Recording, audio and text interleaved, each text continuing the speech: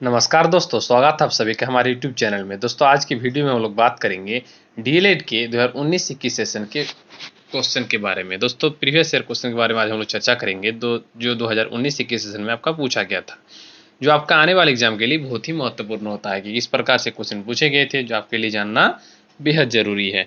तो आज हम लोग चर्चा करेंगे प्रीवियस ईयर क्वेश्चन के बारे में। कुछ ही दिन पहले आपका 19-21 सेशन का एग्जाम हुआ है और कुछ ही दिन बाद उसका रिजल्ट भी आने वाला है। आप लोगों के लिए क्वेश्चन बहुत ही फायदेमंद रहेंगे आने वाले फाइनल एग्जाम के लिए। तो चलिए देखते हैं कौन से क्वेश्चन हैं जो पूछे गए थे आज, और हम लोग बीच में रिजल्ट के बारे में भी डिस्कस करेंगे कि कब तक आपका रिजल्ट आ जाएगा, और नोट्स के नए वर्जन के बारे में भी आज हम लोग चर्चा करेंगे। तो चलिए वीडियो को शुरू करते हैं। सबसे पहले आज हम लोग जानेंगे पेपर 1 नवोदित भारतीय समाज में शिक्षा और शिक्षक सेशन 19-21 में जो आपका एग्जाम हुआ है उसी का क्वेश्चन के बारे में आज हम लोग चर्चा करेंगे। आप सभी को पता है कि 3 घंटा का समय होता है, 60 मार्क का फुल मार्क होता है। चलिए देखेंगे सबसे पहला क्वेश्चन। तो सबसे पहला क्वेश्चन पूछा गया था, मानव जीवन में शिक्षा का अर्थ एवं कार्य की विवेचना कीजिए। मानव जीवन में शिक्षा का अर्थ एवं कार्य की विवेचना कीजिए, ये आपका पहला क्वेश्चन था। Discuss the meaning and function of education in human life. Second question है आपका, व्यक्ति और समाज के विकास में शिक्षा की क्या भूमिका है। व्यक्ति और समाज के विकास में शिक्षा की क्या भूमिका है, ये आपका बहुत ही इंपॉर्टेंट क्वेश्चन है। जो आपका फर्स्ट एंड सेकंड आपका क्वेश्चन देखा गया है, ये आपके लिए बहुत ही इंपॉर्टेंट है, जो आपका आने वाले एग्जाम के लिए भी महत्वपूर्ण होता है। तो चलिए देखेंगे आपका अगला क्वेश्चन है, आदर्शवाद क्या है। आइडियलिज्म, आदर्शवाद क्या है। आदर्शवाद से आप क्या समझते हैं। आदर्शवाद के आधारभूत सिद्धांतों की चर्चा करें, ये आपका थर्ड क्वेश्चन है और आपके लिए बहुत ही इंपॉर्टेंट क्वेश्चन है। वीवीआई क्वेश्चन है, आप इसको वीवीआई लगा सकते हैं। जिन लोगों ने भी हमसे नोट्स लिया है या नोट्स से पढ़े हैं या हमारे चैनल पे पहले से बने हैं, उन लोगों को पता होगा कि कौन कौन से इंपॉर्टेंट क्वेश्चन आपको पूछे जा सकते हैं। चलिए अगला क्वेश्चन देखते हैं, गांधी जी के 4 जीवन दर्शन। गांधी जी के 4 जीवन दर्शन क्या है।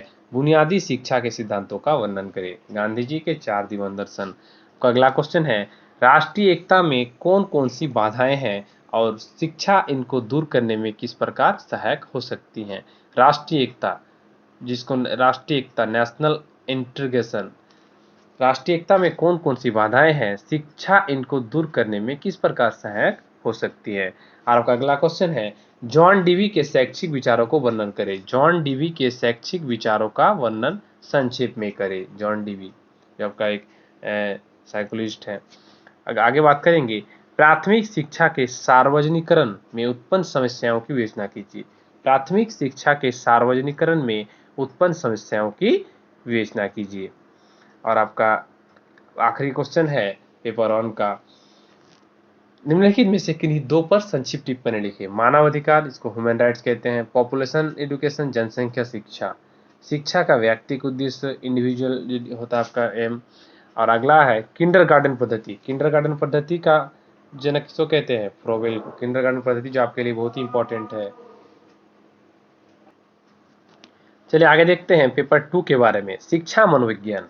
शिक्षा मनोविज्ञान पेपर 2 सेम है, 3 घंटा का समय होता है आपका और आपका 60 मार्क का क्वेश्चन होता है। 5 क्वेश्चन आपको लिखना होता है। पेपर 2 में शिक्षा मनोविज्ञान जो है, पेपर 2 आपका शिक्षा मनोविज्ञान है। आपका पहला क्वेश्चन पूछा गया था, शिक्षा मनोविज्ञान का अर्थ क्या है। शिक्षा मनोविज्ञान का अर्थ क्या है, शिक्षा मनोविज्ञान की प्रकृति का वर्णन करें। ये आपका मोस्ट इंपॉर्टेंट क्वेश्चन है और आपके आने वाले एग्जाम में भी आपका पूछा जा सकता है। इसको आप लोग थोड़ा नोट डाउन कर सकते हैं। बालकों के व्यवहार के अध्ययन की प्रमुख विधियां क्या है। बालकों के व्यवहार के अध्ययन की प्रमुख विधियां क्या है, इनमें से कौन सी विधि अधिक प्रचलित है और क्यों। अधिक प्रचलित है और क्यों। चलिए देखते हैं अगला क्वेश्चन, थर्नडाइक के भूल एवं परित्न सिद्धांत का वर्णन करें। थर्नडाइक आपका, आप लोग थ्योरी पढ़े होंगे, आरएस थ्योरी, एसआर थ्योरी। तो थर्नडाइक के भूल एवं परित्न सिद्धांत का वर्णन करें। अगला क्वेश्चन है, व्यक्तित्व के विकास को प्रभावित करने वाले कारकों का वर्णन करें। व्यक्तित्व के कौन से कारक है जो आपके व्यक्तित्व को, पर्सनैलिटी को आपको प्रभावित करते हैं। बहुत से कारक है, पर्यावरणीय कारक है, वातावरणीय कारक है, सामाजिक कारक है, बहुत से कारक हो सकते हैं। अगला क्वेश्चन देखेंगे, व्यक्तिगत विभिन्नता से आप क्या समझते हैं। व्यक्तिगत विभिन्नता से आप क्या समझते हैं, इंडिविजुअल डिफरेंस जो होता है, हर व्यक्ति में अलग अलग होता है। व्यक्तिगत विभिन्नता से आप क्या समझते हैं। व्यक्तिगत विभिन्नता के शैक्षिक महत्व पर प्रकाश डालें। अगला क्वेश्चन देखेंगे, वृद्धि और विकास क्या है। अभिवृद्धि और विकास में अंतर स्पष्ट करें। दोस्तों बताना चाहूंगा कि वृद्धि और अभिवृद्धि सेम वर्ड है, बस आपको थोड़ा कंफ्यूजन के लिए ऐसा दिया जाता है। वृद्धि और विकास क्या है, अभिवृद्धि और विकास में अंतर स्पष्ट करें। आपका अगला क्वेश्चन है कि अधिगम क्या है, अधिगम को प्रभावित करने वाले कारकों का वर्णन करें। दोस्तों अधिगम जब वर्ड देख रहे हैं आपको हमेशा कंफ्यूज करेंगे, अधिगम से आप लोग परेशान नहीं होइएगा, उससे अच्छा है आप उसको इंग्लिश में देखिए। व्हाट इज लर्निंग, सीखना किसे कहते हैं, सीखना क्या है, सीखने को प्रभावित करने वाले कारकों का वर्णन करें। तो इसका मतलब है अधिगम क्या है, अधिगम को प्रभावित करने वाले कारकों का वर्णन करें। और अगला क्वेश्चन है, और ये आखिरी क्वेश्चन है पेपर 2 का, कि निम्नलिखित में से किन्हीं दो पर संक्षिप्त टिप्पणी लिखिए। पहला है अभिरुचि, इंटरेस्ट, जो आपका इंटरेस्ट होता है किसी चीज पे, अभिरुचि। स्मृति, मेमोरी, याददाश्त इसको कहते हैं। व्यक्तित्व के प्रकार, पर्सनैलिटी, कितने प्रकार के व्यक्तित्व हो सकते हैं, हर व्यक्ति का अलग अलग व्यक्तित्व हो सकता है। अगला क्वेश्चन है शिक्षा मनोविज्ञान का क्षेत्र, शिक्षा मनोविज्ञान का क्षेत्र कौन कौन से हैं। इन चारों में से आपको किन्हीं दो पर संक्षिप्त टिप्पणी लिखना है। तो ये था आपका पेपर 2 का आखिरी क्वेश्चन, जो आपका सेशन 19-21 सेशन में आपका पूछा गया था। आगे बात करेंगे पेपर 3। पेपर 3 आपका होता है विद्यालय से संगठन, निर्देशन एवं परामर्श, school foundation, school organisation, guidance and counselling. ये फाउंडेशन पर आपका 3 है। आगे बात करेंगे इसमें, फिर वही 3 घंटा का समय होता है, 60 मिनट का, 60 आपका 60 मार्क का क्वेश्चन पूछा जाता है।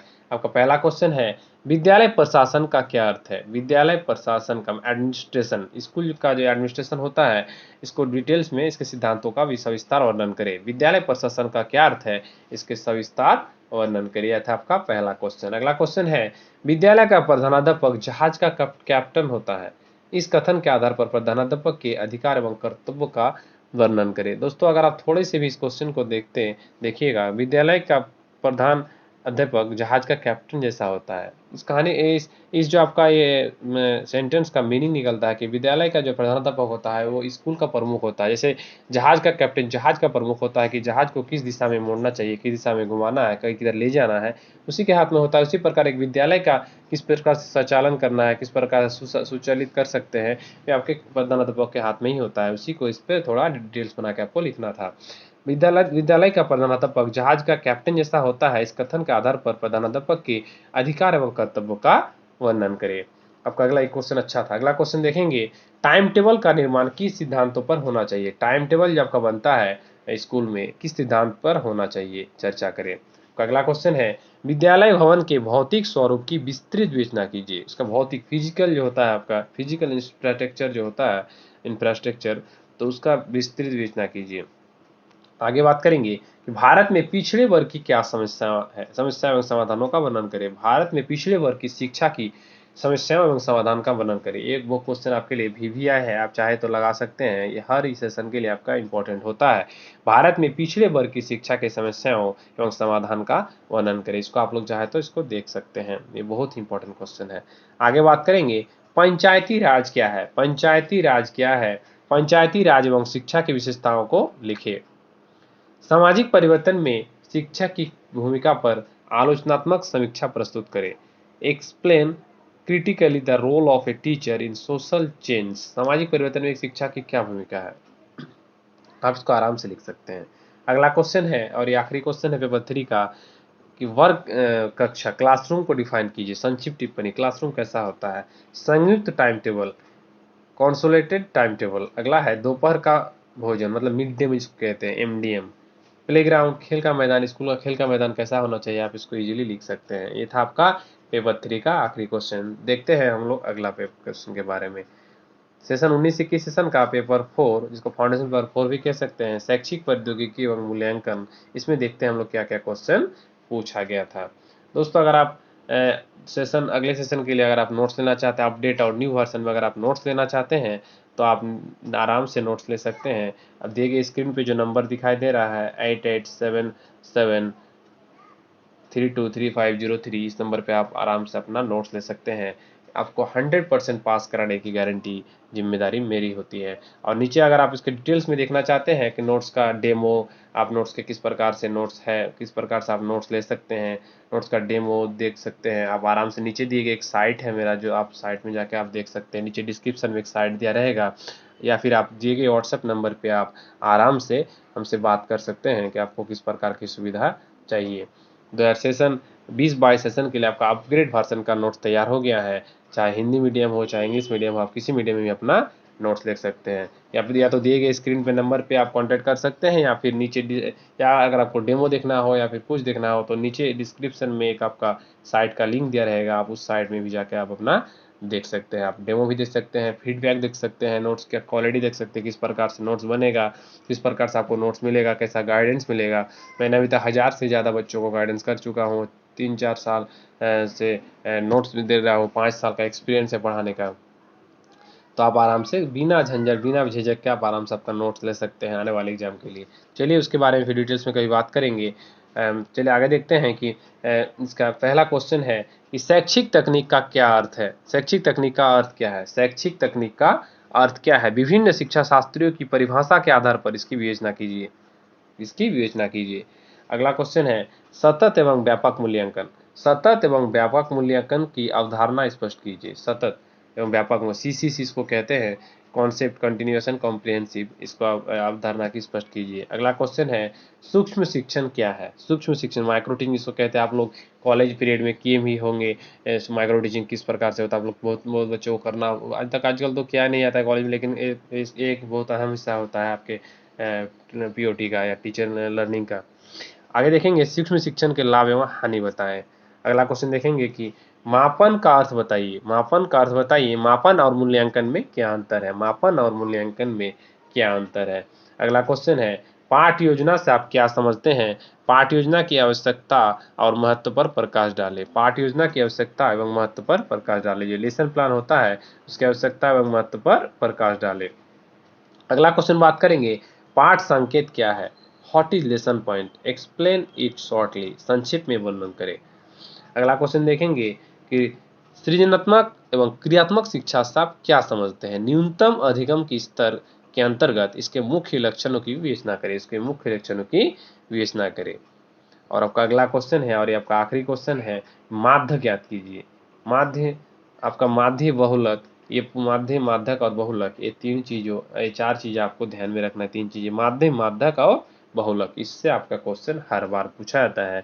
इसको आप लोग आराम से निकाल सकते हैं। थोड़ा सा भी अगर आपको पता हो तो आप आराम से इसको निकाल सकते हैं। अब हम लोग बात करेंगे कि दोस्तों रिजल्ट के बारे में। अब हम लोग बात करेंगे रिजल्ट के बारे में। दोस्तों अब फिलहाल अक्टूबर महीना चल रहा है। अक्टूबर महीना चल रहा है। नवंबर के अंत तक या दिसंबर की शुरुआत तक आपका रिजल्ट डिक्लेयर कर दिया जाएगा। नवंबर के अंत तक या दिसंबर के शुरुआत तक आपका रिजल्ट डिक्लेयर करने का ज़्यादातर चांस है। नवंबर के अंत तक या दिसंबर के शुरुआत तक आपका रिजल्ट डिक्लेयर करने का 100% चांस है, क्योंकि कॉमनली 3 महीने के अंदर आपका रिजल्ट डिक्लेयर कर दिया जाता है। लेकिन फिलहाल सरकार थोड़ा लेंदी चल रहा है, सरकार का कामकाज भी थोड़ा लेंदी चल रहा है, इसके कारण कुछ बोला नहीं जा सकता। लेकिन नवंबर से लास्ट से दिसंबर की शुरुआत तक आपका रिजल्ट डिक्लेयर करने का कंप्लीट 100% चांस है कि आपका सेशन 19-21 सेशन का रिजल्ट डिक्लेयर कर दिया जाए। और बात करना चाहते हैं और बात करेंगे कि जिन लोग का एग्जाम हो गया है तो आप लोग आराम से दूसरे एग्जाम का तैयारी करते रहिए। सीटेट का हो या फिर कोई भी टेट का एग्जाम हो, आप उन लोग कोई भी स्टेट टेट का हो, आप आराम से तैयारी कर सकते हैं। मेरे चैनल पर भी तैयारी कराया जाएगा, लेकिन फिलहाल कुछ व्यस्तता के कारण मैं नहीं कर पा रहा हूँ। और इम्पोर्टेंट बात की जिन लोग सेशन 2020-22 के लिए नोट्स लेना चाहते हैं, सेशन 20-22 के लिए नोट्स लेना चाहते हैं, आप लोग के लिए नोट्स तैयार हो गया है। इंग्लिश मीडियम में, हिंदी मीडियम में, आप किसी वर्जन में नोट्स ले सकते हैं। दिए गए स्क्रीन पे जो नंबर आपका दिख रहा है उस नंबर पे आप लोग कांटेक्ट कर सकते हैं। या अगर आपको डिटेल्स में देखना हो तो नीचे डिस्क्रिप्शन में आपको एक लिंक दिया रहेगा गूगल साइट का, आप वहाँ पर जाके अपना डेमो, फीडबैक या फिर नोट्स में कंटेंट क्या मिलेगा आपको आराम से आप देख सकते हैं। फिर दिए गए स्क्रीन नंबर पे आप कांटेक्ट करके बात भी कर सकते हैं, आपको समस्या क्या है।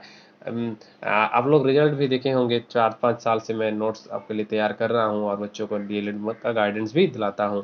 आप लोग के लिए बहुत ही अच्छे रिजल्ट आते हैं हर बार। आपको पास कराने की जिम्मेदारी मेरा होता है। तो आप लोग बेझिझक होकर आप अपना नोट्स अगले सेशन के लिए ले सकते हैं। तो आज के लिए इतना ही, फिर मिलेंगे नेक्स्ट वीडियो में, तब तक के लिए धन्यवाद।